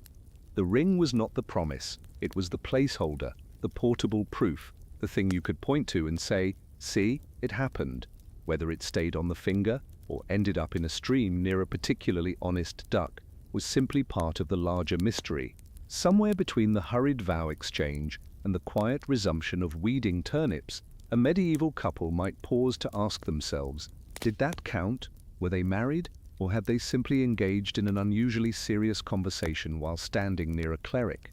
The answer, unfortunately, depended less on divine insight and more on which bishop you asked, what time of year it was, and whether the raven overhead was nodding. In theory, medieval marriage law was straightforward. 2 people, of sound mind and appropriate age, had to freely consent to be wed. That consent had to be expressed in words, clear, unmistakable, and ideally, not whispered during a thunderstorm behind a hedgerow, but the reality was that the words could be spoken anywhere, no ring required, no witnesses necessary, just mutual intention and a brief detour into legally binding eternity. This was the Church's official stance for centuries. A marriage, once consent was exchanged, was valid, sacramentally, spiritually, and, most distressingly, permanently. No priest, still valid. No witnesses, Still valid. No pants? Probably not recommended, but again, still valid. Historians still argue whether this permissiveness was a mercy or a disaster. On one hand, it allowed couples to marry without interference from disapproving families. On the other, it led to a tidal wave of he-said-she-said disputes that clogged the ecclesiastical courts like so much divine laundry. And those courts were busy. They heard it all. Cases where someone claimed to have married a girl during Lent in a barn. Cases where two people exchanged vows in jest and then refused to be separated. One particularly troubling case involved a man who declared, mid-sermon, that he and the woman next to him were married. She denied it. He insisted. She cited witnesses. He cited the Archangel Gabriel. The court sided with her, narrowly. To prevent such confusion, the church began encouraging bans, public announcements of impending marriage, read aloud in church for 3 consecutive Sundays. This gave anyone who objected time to come forward. Notably, this did not prevent secret marriages. It simply created an official record of how surprised everyone was afterward. Secret marriages or clandestine marriages were the source of endless consternation. Two people could marry in private, then immediately disagree on whether it had happened, or one party could claim the marriage was never consummated, or both could agree it had occurred, only to be questioned by a third party wielding a copy of a forgotten betrothal contract written in dubious Latin. Betrothals themselves were a legal minefield. There were 2 kinds, sponsalia de futuro, a promise to marry in the future, and sponsalia de presenti, a declaration of marriage in the present. The second one, if uttered seriously enough, created an instant marriage. No ceremony, no formalities, just 2 people saying, "I take you as my husband-wife," with the spiritual weight of a falling cathedral. This led to such cheerful court statements as, "I only meant we'd marry next harvest, not now, and we were just rehearsing." The judges, no doubt weary, responded by expanding the definition of valid vows to include intention. If it sounded serious, looked serious, and was delivered with fewer than 3 pints of ale, it might count. And so, the legal tangle expanded. Did they intend to be married? Did they say the right words? Did anyone hear them? Did a raven happen to be nearby, looking particularly invested? In some villages, it was said that a vow spoken in front of a bird counted as witnessed. This belief was not canon law, but it was treated with unnerving consistency by at least one local priest who simply nodded and said, "God sees all, so do the sparrows." The fringe belief in these areas was that if a couple kissed over running water while saying their vows, the stream itself bore witness. One unlucky pair tried this during winter and fell in. They emerged soaked, scratched, and legally bound, possibly frostbitten, but certainly married. As cases piled up, some dioceses began requiring marriages to be blessed by a priest in a public setting to be considered valid, but enforcement was inconsistent. Remote villages continued to embrace the older model, private vows, mumbled blessings, and a general hope that no one changed their mind too loudly. And yes, minds were changed. Some couples sought annulments, claiming their vows were made under duress. Others denied the marriage altogether, arguing they had been joking. One nobleman claimed he had merely been role-playing a saint for a festival play, and that the bride had misunderstood. The bishop, unimpressed, suggested he next perform the role of a silent monk. The problem was always proof. Without witnesses, it was one person's word against another's. Unless physical tokens were exchanged, or documents were signed, or someone had the presence of mind to bribe a scribe, the court relied on testimony, and testimony in the medieval world was subject to memory, weather, social pressure, and whether the witness owed the plaintiff chickens. Even the church grew weary. In some regions, local synods declared that all marriages must be blessed in front of a priest, but until the Council of Trent in the 16th century formally required this for validity, and we are well before that in our story, the loophole persisted. People married themselves, repeatedly, occasionally to the wrong people, sometimes even on purpose. There is one account of a woman who claimed to be married to a man who could not remember the ceremony. She provided details. He denied everything. A friend of his claimed to remember them disappearing behind the stables at harvest. The court ruled that a marriage of the heart had occurred, if not the mouth. The man appealed. the woman remarried, this time in front of everyone, including the goat who had acquired a taste for ceremony. Among the nobility, clandestine marriage was especially dangerous. A secret union could derail inheritance, provoke feuds, and confuse lines of succession so thoroughly that several royal houses still bear genealogical scars. One prince allegedly married a laundress in private, then tried to deny it after becoming engaged to a countess. The laundress presented the bishop with the prince's hair ribbon, an embroidered towel, and a sworn statement from a raven wrangler. The bishop blessed her quietly and banned towels from all future ceremonies. Sometimes private vows led to genuine love. More often they led to confusion. Couples unsure if they were married tried to live apart, only to be brought back together by gossip, lawsuits, or shared livestock. Others tried to remarry publicly, just to be safe, creating the theological puzzle of whether one could marry someone they were already married to. The church said yes, but with a raised eyebrow. The ambiguity created social unease. People whispered, was that couple truly wed? Did he really say, I take thee, or just nod? Was the ceremony valid if it happened at dusk, or during Lent, or after someone had sneezed mid-vow? In one village, a sneeze during the exchange required a repeat of the last phrase, otherwise the spirit of the vow was said to be scattered. And yet, through all the confusion, one thing remained constant: intent. If both parties meant to be married and spoke accordingly, the church considered it binding. Everything else, witnesses, rings, goat-related interruptions, was helpful, but not essential. The problem, of course, is that intent is invisible. It cannot be weighed, bottled, or placed on a table. It leaves no trail, no parchment, no conveniently bloodied linen, just words, and words, as everyone eventually discovers, can be surprisingly difficult to pin down. So if a couple exchanged vows in the privacy of a shadowed hall, whispered their promises under a tree, or spoke them plainly while pretending not to care who heard, it might still count, and if they later denied it, or forgot it, or decided it had not meant what it sounded like, well then the real ceremony began, in court. The raven watched these affairs with unblinking calm. It had seen promises spoken and forgotten, vows murmured and regretted, love declared and then immediately reconsidered. It did not judge, it merely remembered, which, in a world built on the memory of words, made it the most reliable witness of all. By now the pattern may be clear. Medieval marriages were not designed for ease, clarity, or emotional fulfillment. They were built to be seen, and like any good performance, they came with props, supporting roles, and occasionally separate bedrooms, or wings, or entire manors, if one was especially lucky or spectacularly annoyed. For all the cultural emphasis on unity, many couples spent their marital years sleeping apart with the church's blessing, the neighbor's approval, and the raven's quiet indifference. Separate sleeping arrangements were not just a quirk of the rich. Among nobles it was a sign of status. Privacy was expensive. Maintaining separate chambers meant having a household large enough to accommodate ego, upholstery, and the occasional passive-aggressive prayer session. Some couples had entire apartments to themselves connected by hallways or courtyards. Others simply had adjoining rooms with thick doors and thinner excuses. For women, having their own chamber was more than comfort. It was power, a space for correspondence, financial records, religious devotions, and not being breathed on all night.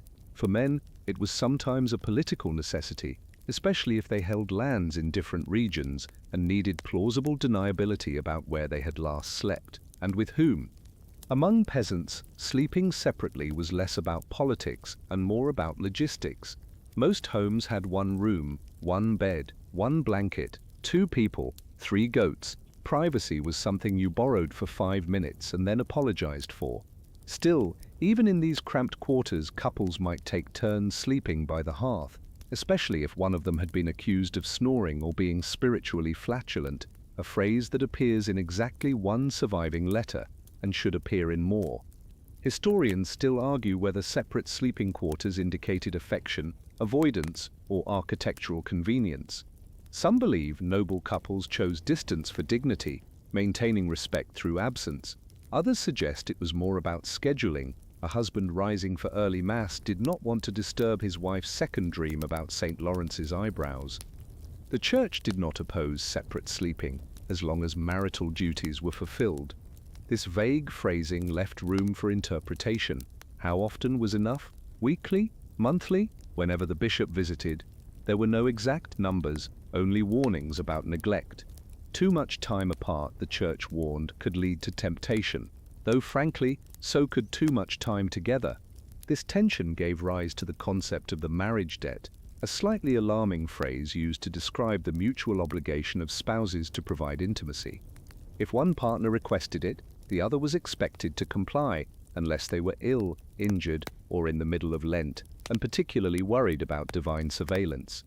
Denial of this debt could be grounds for complaint, or even annulment, especially if it lasted longer than a pilgrim's average detour. But in practice, many couples settled into quiet arrangements, shared meals, separate beds, mutual property, separate ambitions. Love was not required. Coordination was. In rare cases, the sleeping arrangements were enforced by contract. One noblewoman insisted that her husband could only enter her chamber on even-numbered days. He agreed, but added a clause about feast days being exempt. Their steward allegedly kept a calendar with red ink for permissible nights and black for prohibited ones. What this did to romance is unknown, but their estate records were immaculate.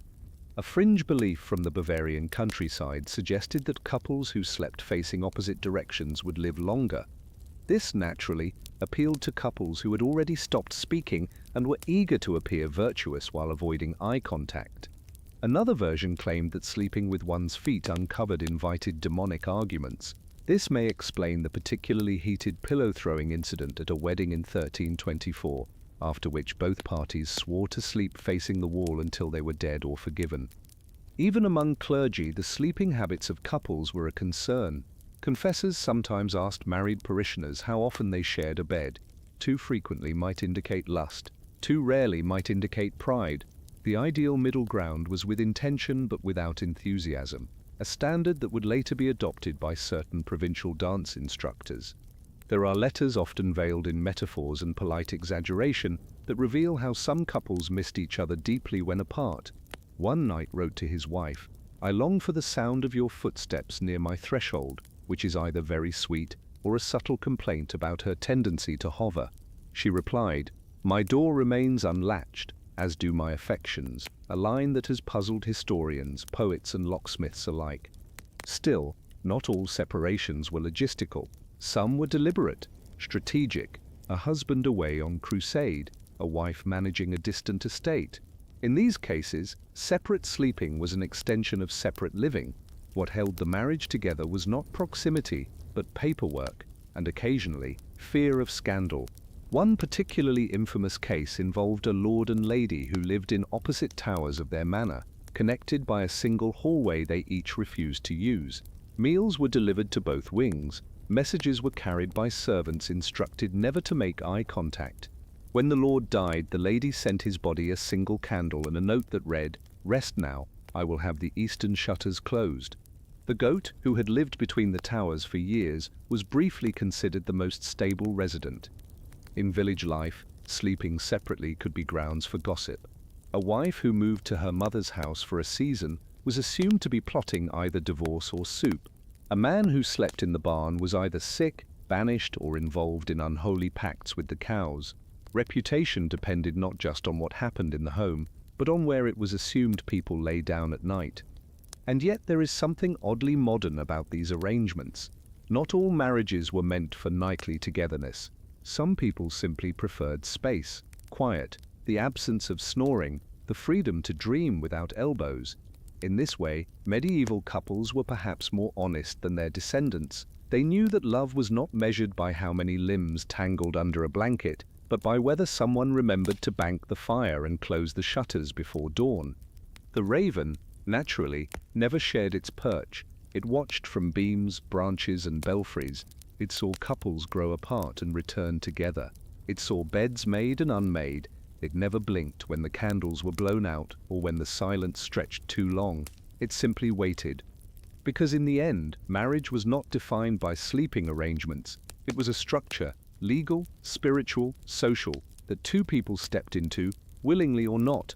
Whether they slept side by side, back to back, or 3 counties apart, what mattered was that they were bound, in name, in law, in rumor. And if they eventually drifted back together, if one door creaked open and another voice answered, then perhaps that was as close to affection as some marriages ever needed to get. There is something about marriage that invites metaphors, the binding of souls, the joining of lives, the forging of a sacred union in the eyes of God. But in the medieval world, some people took those metaphors uncomfortably literally. There were marriages made not just between man and woman, but between man and something else, a saint, a ghost, an idea, a vision glimpsed through incense and dim torchlight. These were the marriages that made even bishops shift in their seats. They were not common, but they were serious. The church, caught between admiration and unease, often did not know quite what to do with them. Take, for example, the spiritual marriages, unions in which one partner, usually a woman, declared herself married to Christ. These vows were often made in monasteries, but not always. Some were made at shrines in private homes, or alone in gardens where dandelions stood witness, and no one was quite sure if the thunder was approval or whether. These spiritual spouses took their commitment seriously. They wore veils, called themselves brides of Christ. Some even held ceremonies, complete with processions, music, and symbolic rings. They pledged chastity, obedience, and a deeply inconvenient relationship with earthly suitors. A man might be halfway through a proposal only to learn that his intended was already taken by the Son of God, no less. Hard to compete with omniscience. It was not just women. A few men claimed mystical unions with divine figures. These were less formalized, often whispered about and rarely sanctioned. A monk once declared he was spiritually married to the Virgin Mary, which prompted a minor scandal and a major reassignment. The Church, while fond of devotion, preferred it not become too matrimonial. Then there were ghost marriages, stranger, less common, but equally unsettling. A widow, grieving and unready to remarry, might continue to refer to herself as a wife. Even decades later, some claimed their deceased spouses visited them. One woman in Italy reportedly held nightly conversations with her late husband, lighting a candle and setting out a cup of wine. When neighbors expressed concern, she replied, "He listens better now." Historians still argue whether these ghost unions were acts of madness, piety, or quiet rebellion. Some believe they offered women a way to avoid remarriage, claiming loyalty to a dead husband in order to maintain autonomy. Others suggest the church tolerated them as long as no heresy was preached and no one tried to collect dowry refunds.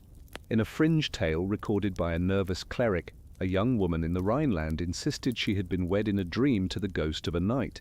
The dream occurred 3 times. On the 3rd occasion, the knight gave her a ring. She awoke wearing it. Her family, predictably alarmed, called for an exorcist.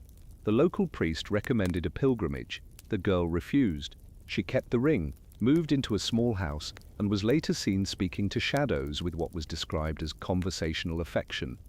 This was not a formal marriage, but it raised enough eyebrows that a nearby monastery sent a monk to observe her habits. The monk stayed 3 days and left with a renewed interest in solitude.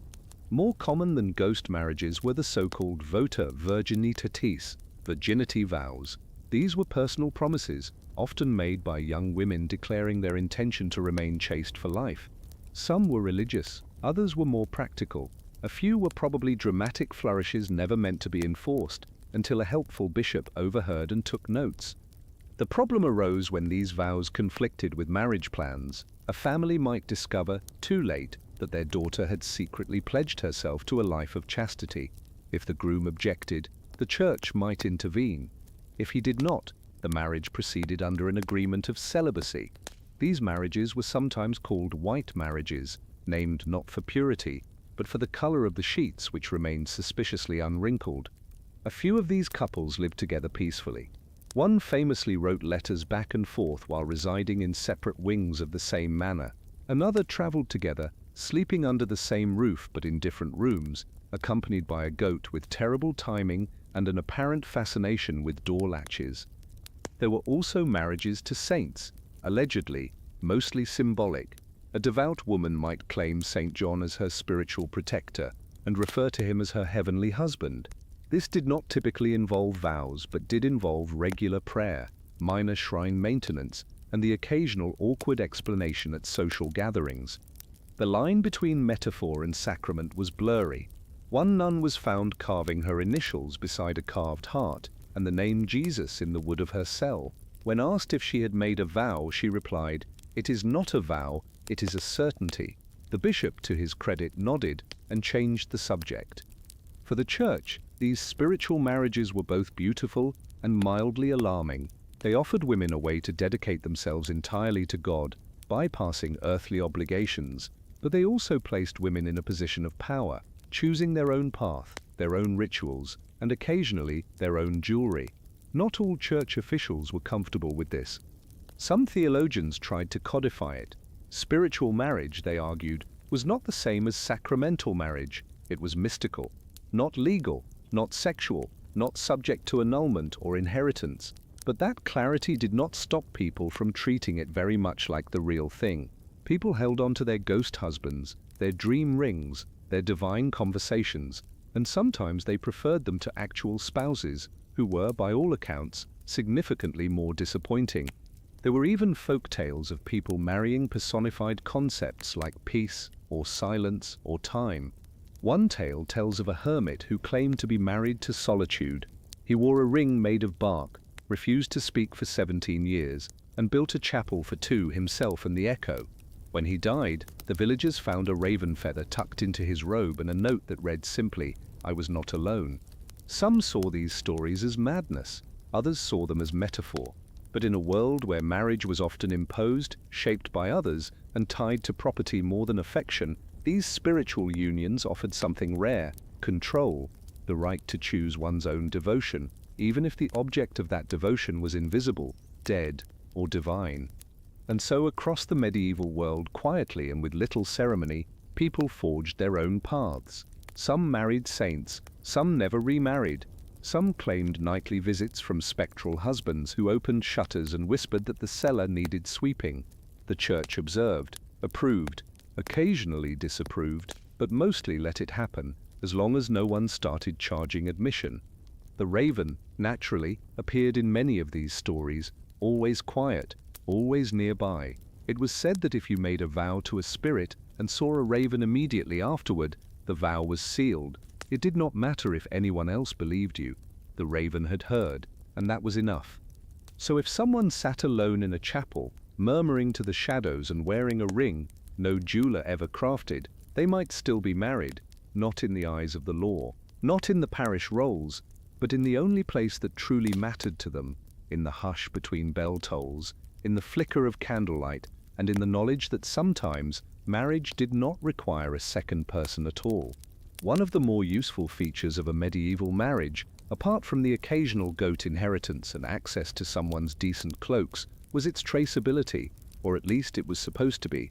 In theory, a marriage created a ripple of evidence, a vow, a witness, a record scrawled onto vellum, or at minimum, some neighbor with a long memory and nothing better to gossip about. But in practice, many marriages quietly slipped through the cracks, forgotten, unrecorded, disputed, or deliberately erased. And that, naturally, became a problem, particularly when land, lineage, or legitimacy were on the line. Marriages disappeared for many reasons. Sometimes the couple married in haste and repented even faster, never bothering to inform the local priest. Sometimes the scribe fell asleep, the ink ran out, or the bishop's assistant mistook the marriage ledger for firewood. But sometimes the disappearance was strategic.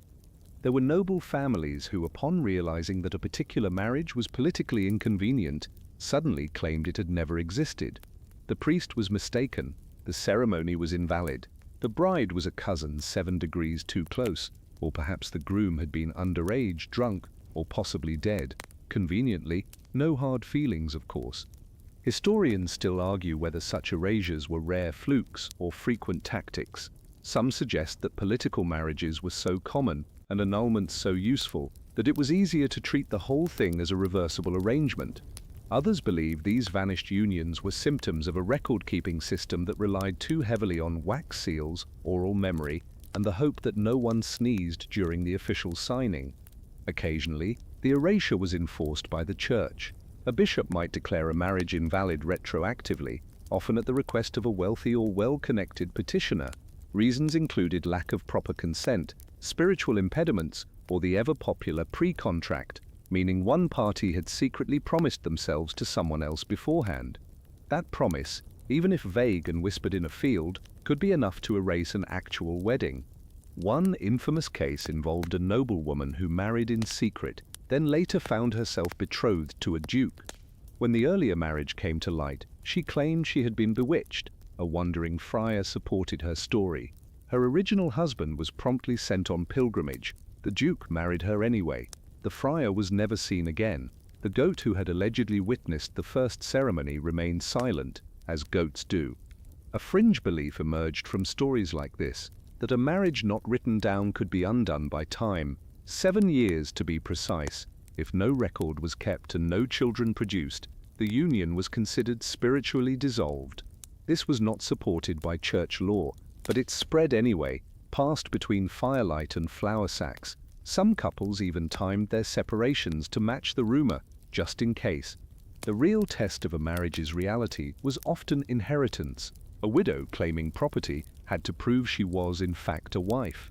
No record, no property, unless of course she had tokens, rings, letters, keys. One woman in York presented a shoe with her late husband's initials carved into the sole. The court accepted it, perhaps because it was winter and no one wanted to spend hours passing canon law. Sometimes the missing record created opportunities for remarriage. A man who quietly left his wife in one village might appear in another, unburdened, charming, and suspiciously well-versed in courtship. He might marry again, then again.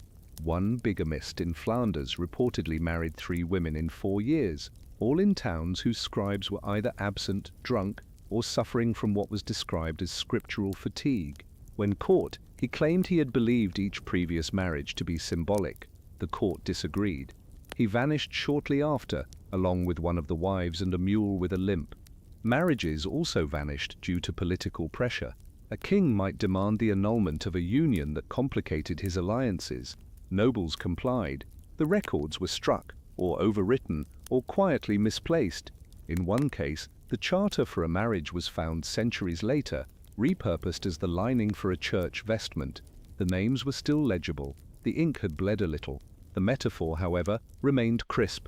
Even among peasants, marriage records could be elusive. Most were never written down.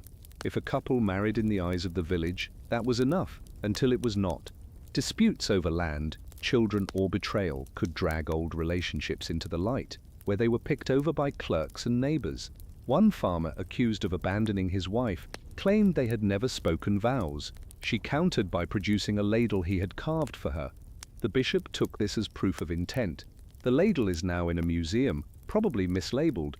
The church's attitude toward disappearing marriages was predictably inconsistent. On one hand, it demanded proper documentation. On the other, it recognized verbal consent as valid. This created an environment in which memory served as both evidence and obstacle. One woman reportedly testified that she had been married during the summer with the very loud bees. No year was given. The priest had died. The bees, alas, were not subpoenaed. Even more slippery were marriages that had been denied from the beginning. Secret unions, promised in private, with no ceremony, no witnesses, just trust. When one party backed out, the other was left to prove what could not be seen. These cases were agonizingly common and occasionally bizarre. In one town, a man claimed to have married a woman by tossing her a coin and saying, "This binds us." She accepted. Years later, she married someone else. He sued. She returned the coin. The bishop ruled it insufficient grounds for marriage but praised their thriftiness. No word on who kept the coin. There are rumors, too, of clerics who helped people disappear from their marriages for a price. A quick falsification, a forged document, a new identity 2 towns over. These whispers were never confirmed, but the sudden influx of widows in certain towns was noted. So was the increase in confused ravens, who had attended one ceremony and were now expected to act like it never happened. And sometimes the couple themselves simply forgot. Memory, after all, was a fickle beast. A couple married young, then separated. Years passed, one remarried. The other showed up at a feast, grayer and vaguely familiar. Weren't we married once? I think so. Did we say vows? Probably. Did we mean them? Hard to say. They shared a drink and went back to their new lives, uncertain. Meanwhile, a dusty ledger sat in a forgotten chapel, pages curling with time, ink fading, one page torn, one name blotted, a marriage lost not through malice, but through the simple, steady erosion of attention, which arguably was a fate shared by many marriages, written or not. The raven, as always, remembered. It had seen the vows, heard the promises, watched as names were whispered and then unsaid. It did not need parchment, it needed only time.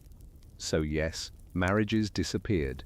Some with ceremony, some with silence, some were never meant to be remembered. Others tried very hard to be, only to be overwritten by better politics, better handwriting, or simply the weather. In the end, a medieval marriage was only as secure as its memory, and if no one remembered it, if no one could find the record or trace the ring, or summon a witness, then perhaps it had never existed at all. While nobles argued over vineyards and forged wedding charters in suspiciously convenient ink, the vast majority of medieval marriages took place not in castles or chapels, but in dirt-floored cottages where the ceilings leaked and the bride's veil doubled as a curtain. These were the peasant weddings, less ceremonial, more practical, and often astonishingly ambiguous, because in the medieval countryside marriage was less of a singular event and more of an ongoing negotiation. A peasant wedding could be as formal or as casual as the village allowed. Some included banns, a priest, and a candlelit vow exchange. Others amounted to mutual agreement over a shared bowl of porridge, followed by cohabitation and the assumption that no one objected too loudly. The idea was not so much to impress as to function. If the couple worked together, ate together, and did not provoke divine thunder, most neighbors accepted them as married. But the problem, if one insisted on using such a modern term, was the lack of clarity. When exactly did the marriage begin? Was it the first shared meal? The first shared bed? The day someone gave up their half of a turnip harvest in exchange for help patching the roof? The answer, frustratingly, was yes, or maybe. Historians still argue whether rural communities preferred things this loose or simply had no choice. Some believe the informality was a cultural norm, a preference for lived practice over ecclesiastical theory. Others suggest that official marriage ceremonies were expensive, inconvenient, and sometimes viewed with suspicion. After all, if your marriage worked just fine without a bishop's blessing, why invite complications? Many couples began married life gradually, first working together in the same household, then, possibly, sharing a bed, then, at some indeterminate point between sowing season and sheep shearing, referring to one another as husband and wife. No one announced it. It simply happened, like mildew. To formalize such unions, a couple might eventually seek a priest's blessing, or not. The community itself often acted as the officiant. If the neighbors accepted the couple's status, the matter was settled. Mostly, until it was not. You see, this blurry definition had a tendency to unravel under stress, particularly when inheritance was involved. Land was rarely owned outright, but tools, livestock, and huts mattered deeply. When one spouse died, their surviving partner might find themselves explaining that yes, they had been married. Of course, everyone knew, just ask the baker, or the goat. A fringe belief held that a couple was not truly married until they had fought publicly at least once, preferably over something small, like the placement of a broom or the absence of salted meat. A wedding without a shouting match, they said, was a wedding without seasoning. Some villages even included a mock argument in the celebration, just to ward off future misfortune. It is unclear whether the goat participated, but one can assume it did, loudly. And these weddings did not end. Exactly. There was no formal closure, no anniversary to mark. The marriage simply continued, absorbing years, tasks, and quiet resentments. The couple aged. Children arrived, fields were plowed, roofs sagged, spoons were carved, and the marriage settled into a pattern of silent cooperation, occasionally punctuated by deeply meaningful sighs. Legal recognition, if it came, was usually retroactive. A bishop passing through might bless the union 20 years after it began, A child's baptism might be the first time anyone wrote down both parents' names. One couple in Normandy reportedly lived together for 38 years before anyone asked if they were married. They replied that they had never gotten around to it. The priest blinked. They shrugged. The raven watching from the beam tilted its head in what may have been approval. This casual approach extended to betrothals as well. Among peasants, engagement was less a fixed period and more a season of possibility. A couple might agree to marry, then simply proceed as though they had. If no one intervened, that was confirmation enough. If someone did intervene, say, a wealthier suitor or a particularly loud aunt, then all parties would pause, reconsider, and possibly reassign affections based on grain yields. There are records of couples claiming to have been married for decades without ever having exchanged formal vows. When challenged, they produced neighbors, trinkets, or simply pointed to the roof they had patched together in 1291. You do not share a roof with someone for 20 years, unless you are married, one man reportedly said. His wife nodded, their goat sneezed. This fuzziness occasionally led to elaborate legal confusion. A man might claim that a former lover had never been his wife.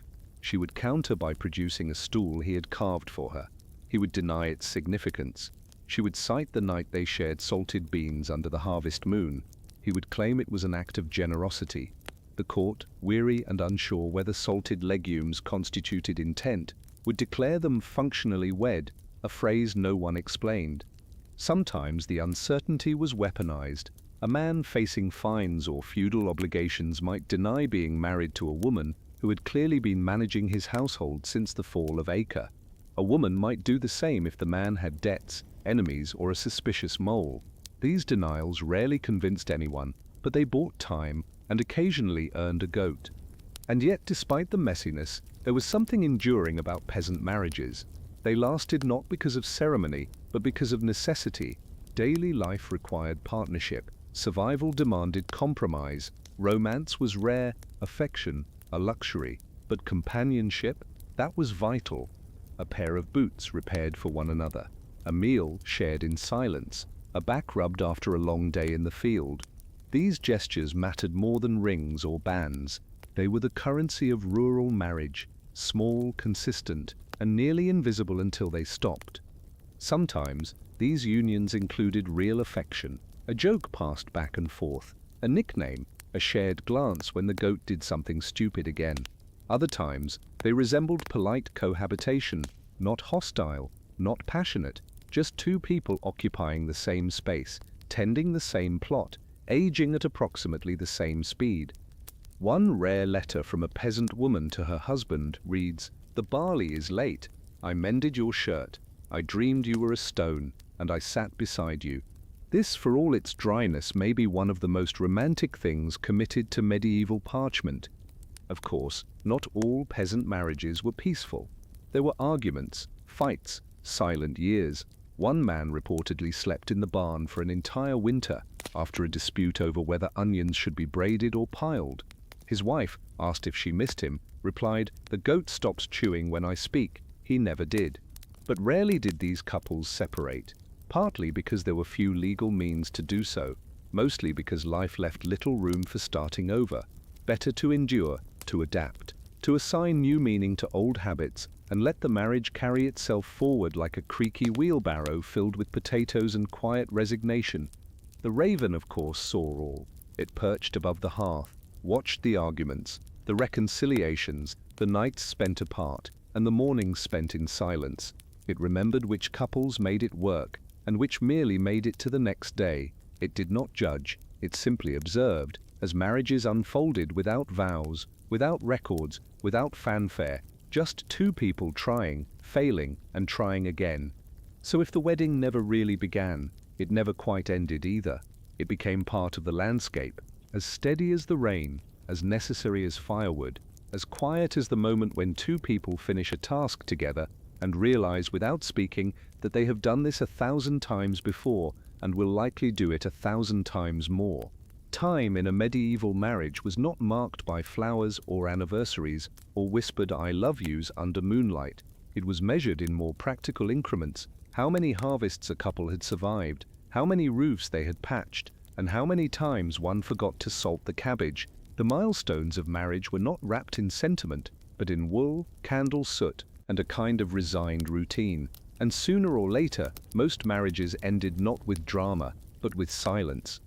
One person gone, one bed still made, the other side cold.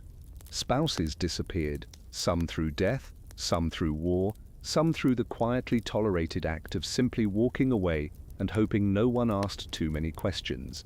A crusade that turned into an extended absence. A merchant journey that grew suspiciously scenic.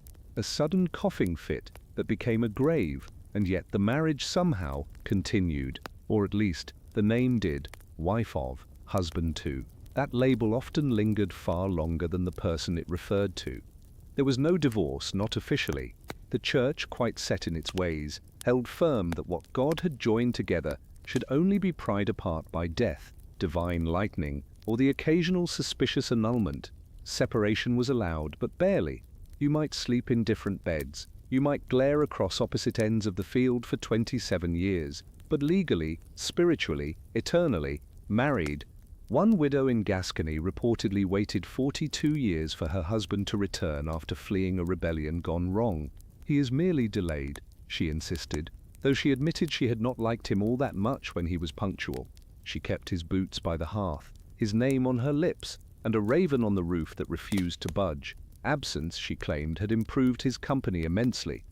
Historians still debate whether these separations were grieved, ignored, or simply endured. Some argue that the surviving spouse found freedom in solitude. Others believe the loss etched itself into every routine, from kneading dough alone to stacking firewood without a second voice muttering about alignment. What is certain is that the practical tasks of life continued. Grain needed threshing, fences mended, goats shooed out of kitchens. The bed stayed empty, but the days did not. This quiet phase of marriage, the part no one wrote songs about, was rarely ceremonial. The prayers were whispered, the candles burned low. There was no announcement when someone stopped setting 2 bowls at the table. The shift happened slowly, a glance at the pillow, a sigh at supper, a steady realization that there would be no more arguments about how to store onions. For peasants, remarriage was often necessary. A man with children needed help running the household. A woman alone faced a wall of legal and social obstacles. But even these remarriages carried the ghost of the first union. Stories lingered, habits remained. One bride reportedly refused to sit on the stool her husband's late wife had favored. "It creaks like judgment," she said, and stood for meals. Widows among the nobility faced a more delicate game. A wealthy widow might control lands, servants, and livestock, but remarriage could cost her all of it. If she chose poorly or without permission, her holdings could revert to her late husband's family. As a result, many noble widows opted for permanent widowhood, wrapped in respectable black and a very firm grip on the estate accounts. Those who remarried often did so on the strict condition that their new husbands touch neither the ledgers nor the curtains. Fringe beliefs clung to these post-marriage lives, that a woman who kept wearing her ring after her husband's death would trap his soul in the house, that sleeping in a bed where someone had died would invite spectral commentary, that a man who remarried too quickly would forever smell faintly of his previous wife's perfume, even if she had favored garlic and goat hair. Some widows claimed to see their departed spouses in dreams, in mirrors, even in the way their candle flames leaned toward empty chairs. One woman said her husband returned to chastise her for over-salting the beans. She never salted anything again. The raven outside her window tilted its head and blinked slowly. The emotional lives of survivors are hard to trace. There were few diaries, most left behind only daily traces, a repaired roof, a well-tended garden, a bench with an unused hearth. Occasionally, something more slipped through, a prayer etched into wood, a scribbled note beside a recipe. "He liked this stew," she sang when it rained. "Tell the goat to stay out of my shoes." Some people outlived multiple spouses. These long haulers developed a reputation for endurance, if not luck. One man, married 3 times, claimed he no longer trusted compliments about his complexion. He slept on a narrow bench, kept the 3 rings in a pouch, and politely declined all further inquiries into his availability. By the 3rd or 4th marriage, some couples approached the altar with all the passion of 2 people entering a joint tenancy agreement. Their vows were functional. Their honeymoon consisted of rearranging furniture and adjusting call lists. The spark may have been dim, but the fires were lit on time, and the goats remembered their names. And always, some chose not to remarry. Not out of bitterness necessarily, but out of a weary kind of wholeness. Their marriages had ended, they had changed shape, they had carried forward in memory and silence, and occasionally, in awkwardly folded linens. These people became quiet fixtures of their towns, respected, pitied, occasionally feared, and often left alone with their thoughts and their soup. The raven noticed the difference.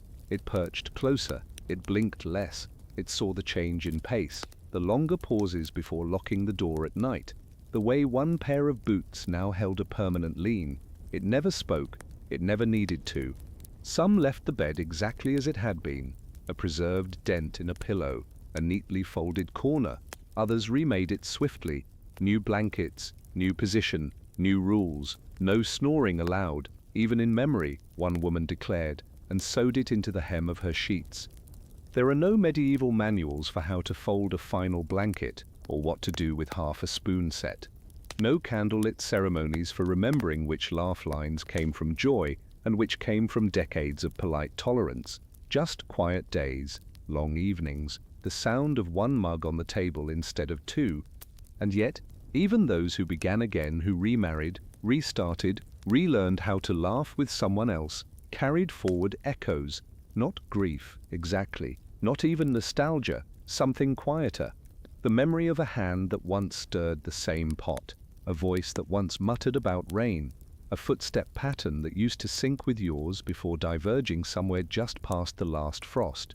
So when the marriage ends, not with fanfare but with absence, what remains? The name, the habit, the daily rhythm of two turned back to one, the cold side of the bed and the memory of who once warmed it. The grain must still be threshed, the fire must still be lit, the goat, stubborn and suspicious, still waits by the door. And somewhere on the beam above the hearth, the raven watches, always. The flicker of candlelight grows soft now, its edges hazy, like breath on old glass. The medieval world has pulled its heavy woolen cloak back around itself, tucking in its corners for the night. The feasts have ended, the contracts have faded, the ink is dry, the pages curled. What remains is this moment, quiet, slow, and still. It is odd in a way that so much ceremony was built around lives so often unremarkable.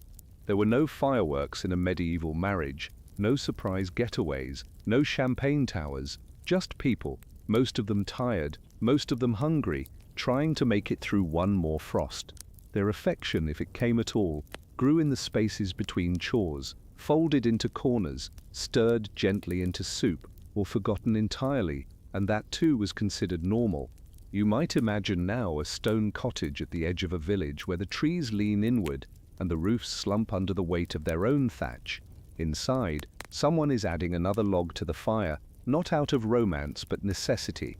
The wind outside does not ask about vows, it only whispers against the shutters, persistent and cold. There is no music playing, just the sound of your own breath, a little slower now, maybe a yawn, maybe the weight of the blanket settling more evenly over you, pressing out the day's last twitch of thought. The goat, of course, has long since found a corner to curl into. It dreams of turnips and fences and things it cannot have. In medieval times, there were no alarm clocks. Time was marked by light and bells, and sometimes just the ache in one's knees. Mornings arrived without permission. Nights slipped in like tired servants.